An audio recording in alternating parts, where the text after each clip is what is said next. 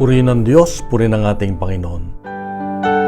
Alam mo ba na hindi madali ang sumunod sa Diyos?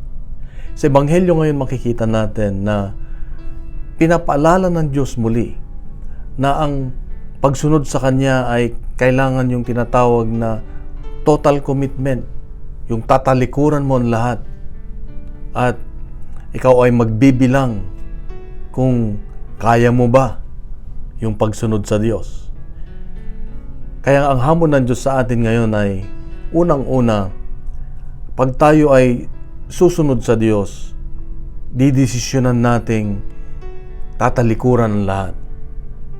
Na ibig sabihin, ang sentro ng buhay natin ay ang Diyos na. So pag ang Diyos ang sentro ng buhay natin, ang Kanyang pagmamahal, ang Kanyang turo, ay siyang gagabay sa ating pang-araw-araw na buhay, sa ating mga desisyon, sa ating mga relasyon. Kaya mahirap kung minsan, lalo na kung ang sinusunod natin ay ang turo ng mundo, pero kailangan gawin natin dahil ito ang tunay na pagsunod sa Diyos.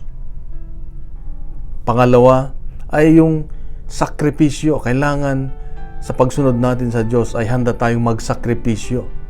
Alam natin na ang pagsunod sa Diyos ay hindi madali. May mga krus tayong bubuhatin.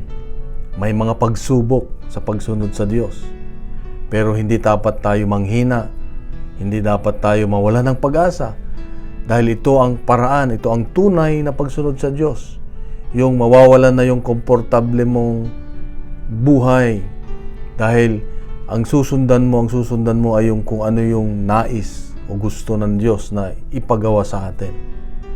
Kaya't ang buhay natin ay sa pagsunod, kahit ito ay mahirap kuminsan, medyo mahal, pero gagawin pa rin natin dahil mahal natin ang Diyos, dahil siya ang priority natin sa buhay. Kapatid, ito ang paalala ng Diyos sa akin ngayon, na gawin nating number one ang Diyos sa buhay natin.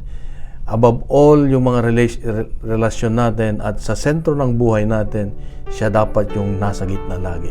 Kapatid, mahal ka ng Diyos, mahal ako ng Diyos. Bukas muli, meron siyang magandang mensahe. Pagkalat natin itong mabuting balita, siya ang mabuting balita. Sa mapagpalang Miyerkules sa iyo at sa iyong mga mahal sa buhay. Kapatid, God bless. God is good.